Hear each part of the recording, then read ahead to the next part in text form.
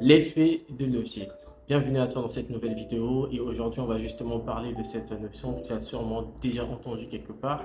Pour ce faire, donc on va partir sur un exemple. Admettons que du coup je suis dans mon appartement et il s'avère que j'ai un levier du coup de mon lavabo.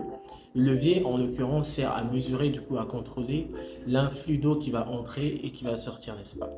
Dans ce même contexte, donc dans la finance, quand on parle de levier, ça va définir un ensemble de techniques qui permet donc d'une part de voir le rapport entre les capitaux propres, les capitaux de l'entreprise et l'endettement.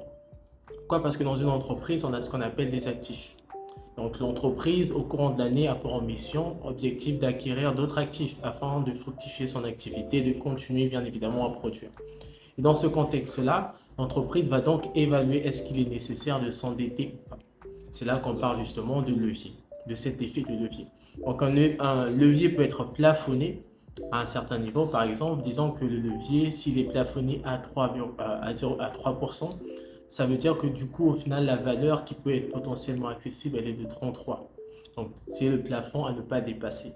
Au-delà, on peut être justement faire face à un risque financier. Voilà. Donc, revenons exactement à ce qu'on parlait du coup de cet effet de levier. Donc, en finance, quand on parle d'effet de levier, comme je l'ai dit, le but c'est d'évaluer le niveau d'endettement. Est-ce que réellement ça vaut le coup de s'endetter ou pas? Et évaluer cela par rapport aux capitaux propres dont dispose l'entreprise.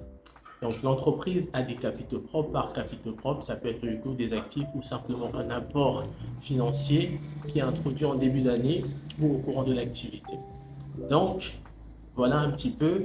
Et le but étant que cet investissement puisse être rentable si en fin d'année, c'est-à-dire que l'entreprise, admettant qu'elle voudrait éventuellement acheter un actif qui s'élève à une valeur de 200 euros et que l'entreprise a un capital, a des capitaux propres d'une valeur de 100 euros.